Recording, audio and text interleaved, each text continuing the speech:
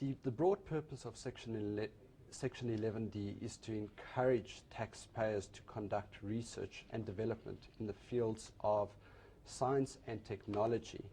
And a further purpose is to encourage economic growth and employment. So how do you think they've achieved this in the section? I mean, are they quite specific in defining the provisions, or are they fairly broad sort of definitions to really extend it to the second tier type of innovation work that's being done? Yeah, Section 11D requires that the research and development must be targeted to achieving discoveries or developments. Discoveries generally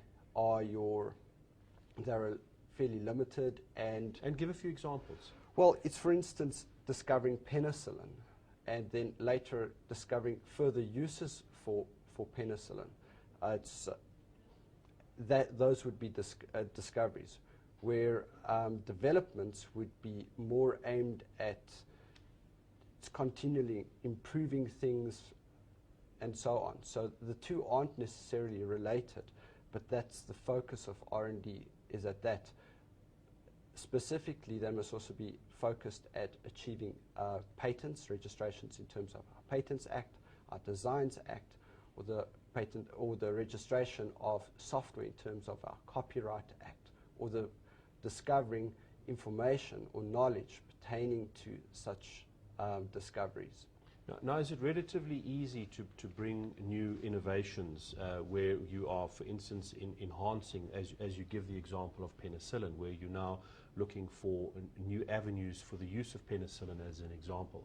Is it quite easy to define that new discovery into something which is intellectual property, which would fall within the context of 11D, or is that very much driven by the practical input that takes place in order to get to that place?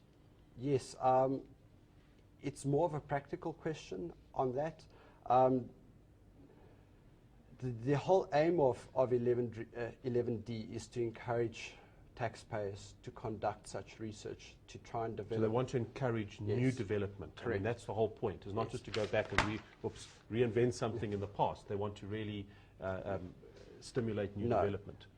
Absolutely. They want taxpayers to start spending their money to go and find new developments, new discoveries in the fields of science and technology. It's broadly limited to just those two fields at the moment. Now, just in terms of what would a taxpayer become entitled to from their Section 11D deductions? I mean, what type of deductions would they be entitled to? The main incentive behind 11D, yes, is to encourage people. What do taxpayers get out of it?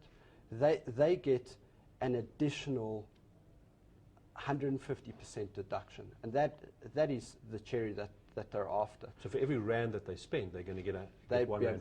Absolutely, be able to deduct R1.50. Now, just give us an example briefly as to what type of deduction are we looking at? Well, the deductions that you're entitled to are, it has to be within the Republic. The research must have been done in the Republic, and it must be a direct expense. Direct expense would be, for instance, setting up a laboratory, the salaries of your research staff. Those are your direct expenses. What we're going to do, thank you very much for being with us in the studio this week. We're going to continue with this interview next week and look at some more of the more specific provisions pertaining to Section 11D. For those of you who would like to read a little bit more about the interview, please look out for the next Tax Talk magazine. Copies can be obtained by phoning 011 476 5048. Until next week, goodbye.